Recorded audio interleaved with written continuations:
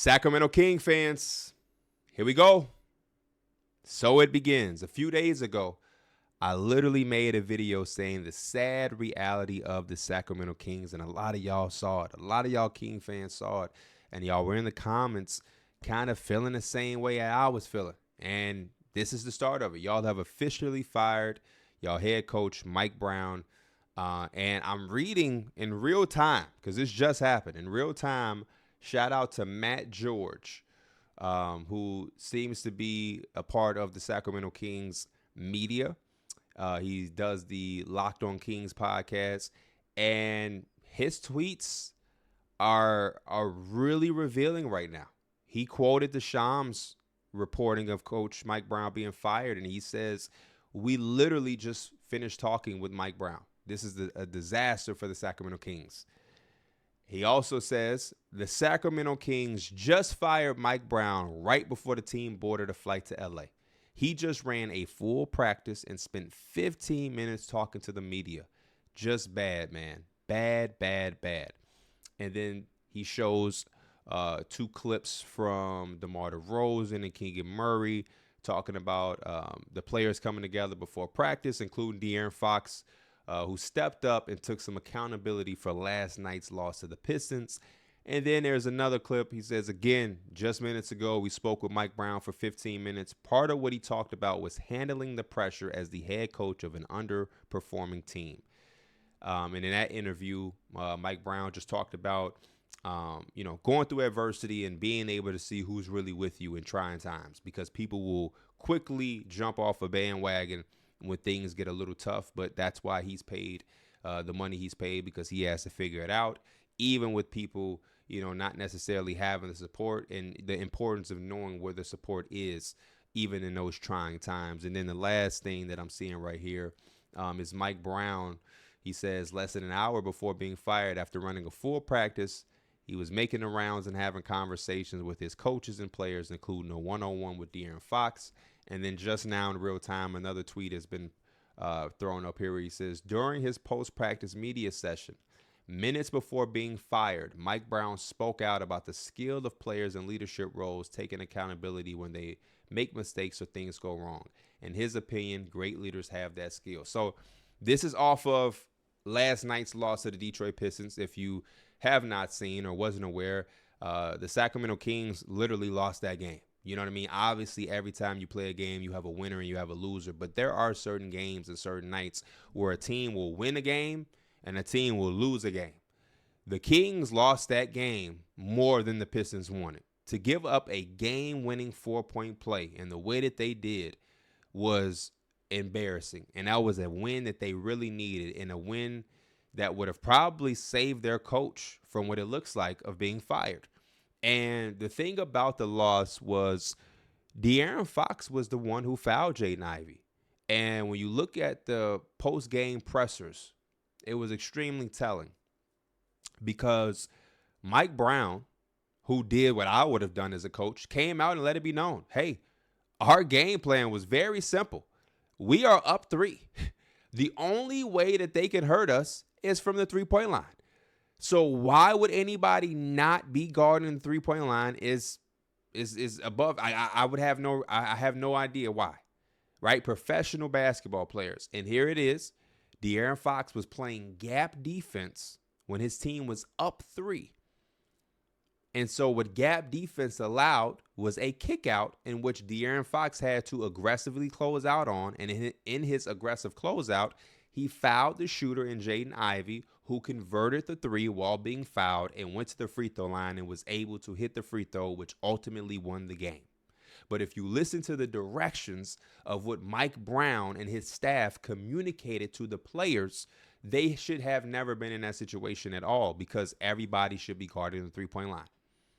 And this comes after some previous conversations from Mike Brown, kind of challenging De'Aaron Fox's leadership and understanding how locked in he has to be throughout the course of an entire game.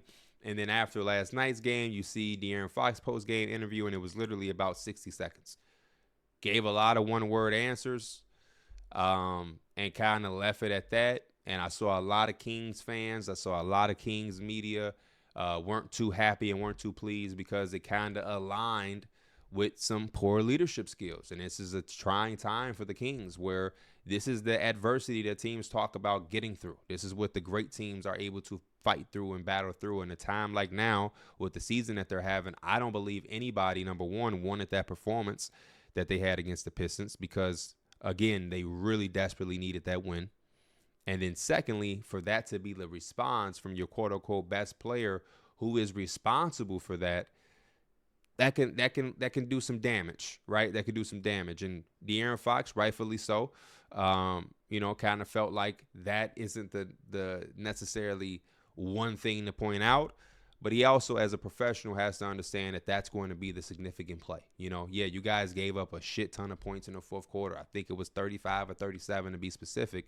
But that play ultimately changed the entire course of the game. That is the play that we're going to look to say, hey, Jaden Ivey had a 4-point game-winning play on the road to be the Sacramento Kings team that was already on a 4-game losing streak.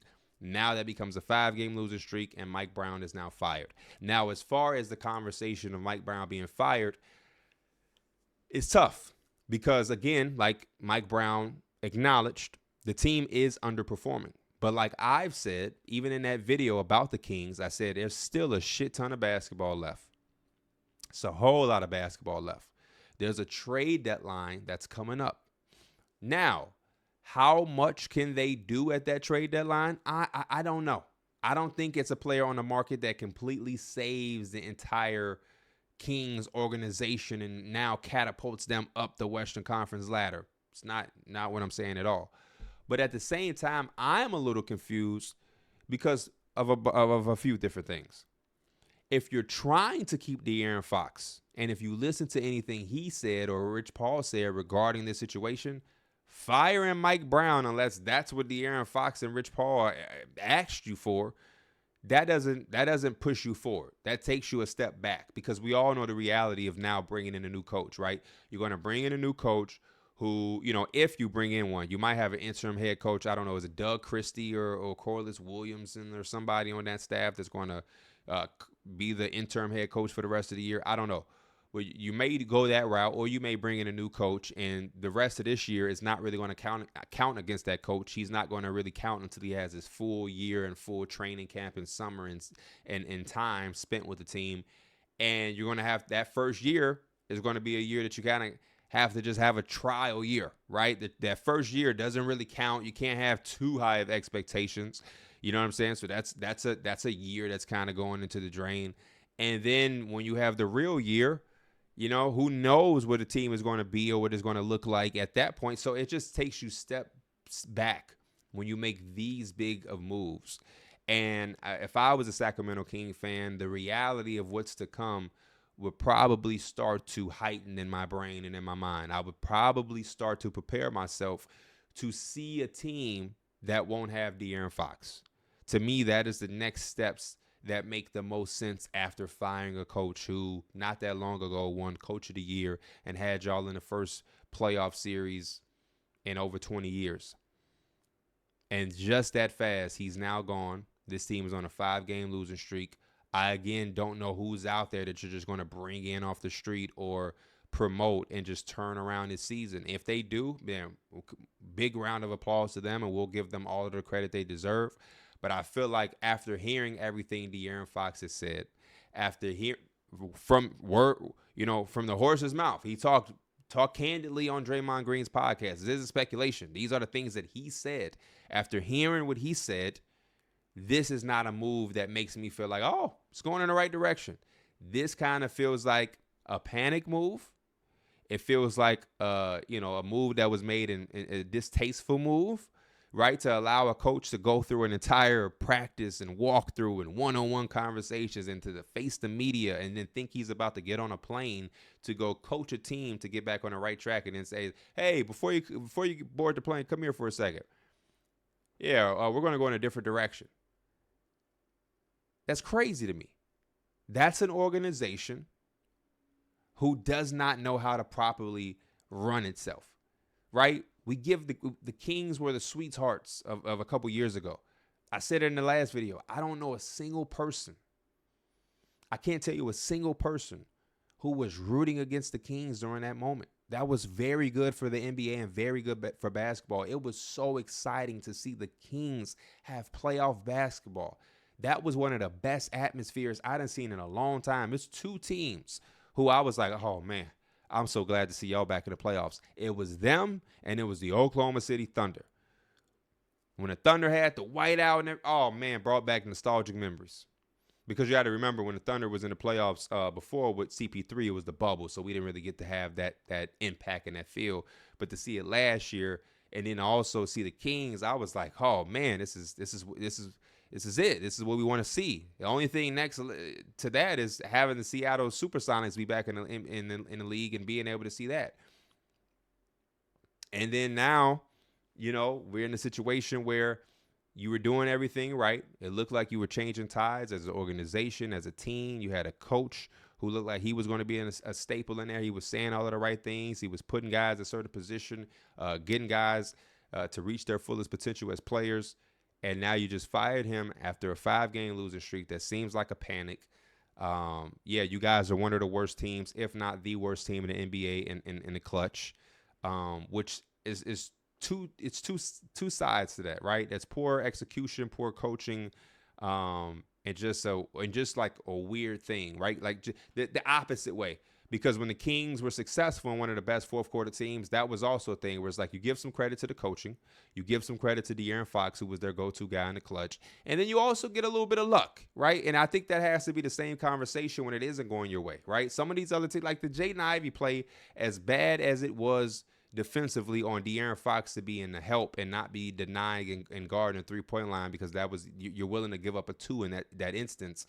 That's still a lucky ass shot that he hit, right? So it's like as much as it hurts to lose like that and to have those type of losses, you also have to give yourself a benefit of the doubt as a team to say, okay, how many of these losses do I really throw on Mike Brown? How many of these losses make me feel like I have, or are you just doing some shit to do it?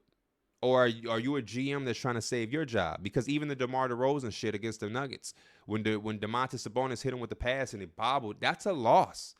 That win gave y'all a 4-game win streak, but y'all lost that and it became an avalanche into now a 5-game losing streak where 2 out of these 5 off the top of my head that I can remember, the Denver loss and then last night loss, those are 2 games that easily are W's.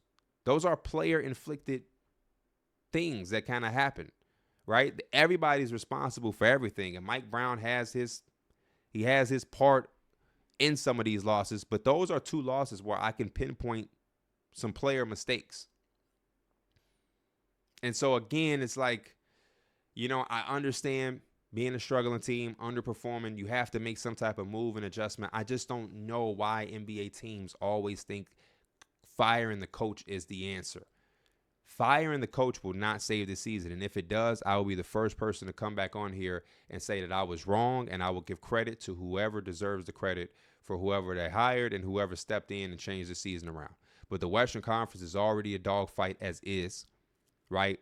You're below 500, and it seems like your star player right now is not necessarily, he's frustrated. And it doesn't always have to mean he wants to leave or he's not locked in, but it seems he's frustrated with himself.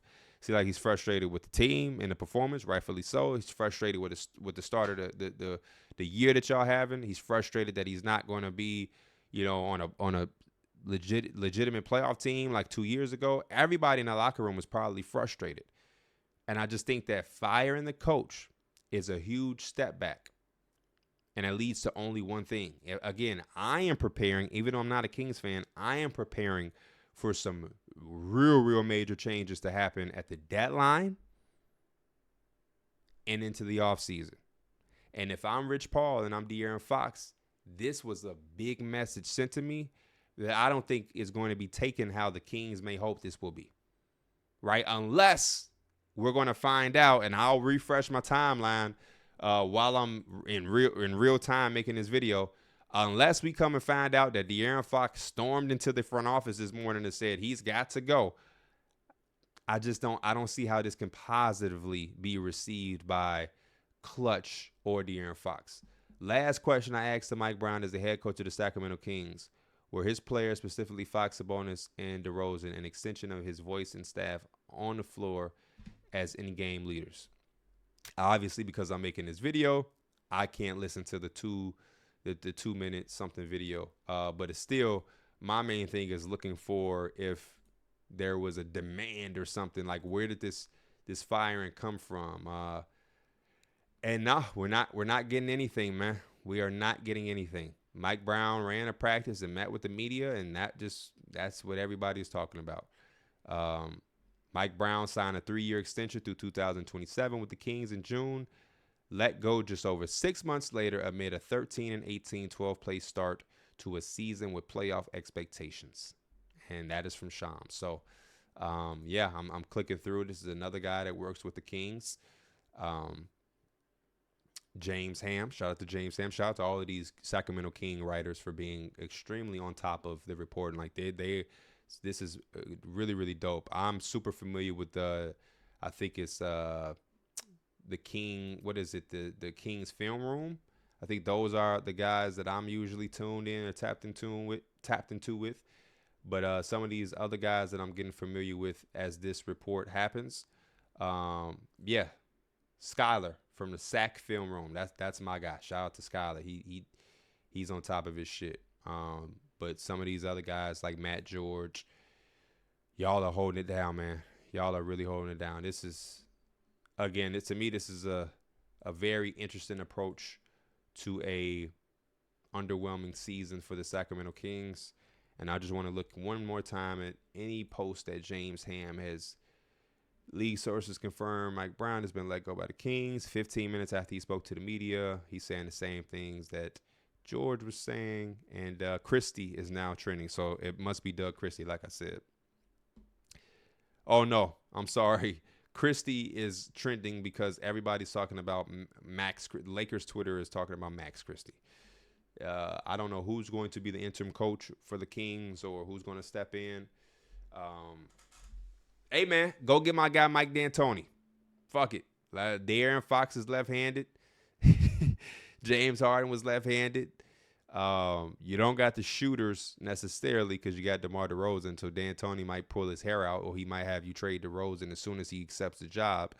But, yeah, man, I feel bad for Sacramento King fans. I'm a little disappointed because, again, I loved the trajectory of this team. I love the style that they play with. I love the style that they play with. Let me say that. This is still one of my top league pass teams because, again, it's a West Coast team. They're going to play the late game. And for the most part, I know it's not the best for them. But for me as a basketball fan, they're in entertaining games. A majority of their games are close and high scoring. Teams score 130 points on them, and they can put up 131 point right back. So, you know, I like the Kings and where they were going. But now it feels like the writing is on the wall of, you know, De'Aaron Fox being the biggest domino to fall. And then before you know it, the Sabonis rumors will start, you know, spruing. And then you have Malik Monk is available. And, you know, it'll be a Kings team right back in rebuild mode because I don't see a world where you can retool this team. I don't. If you don't have De'Aaron Fox, you might as well commit to bringing in a Reed Shepherd and some draft picks with Cam Whitmore or something like that to kickstart a rebuild. But as always, I appreciate y'all. And, any other news that come out that's big and important, you know where to find it. I'll be here. I'm out. Peace.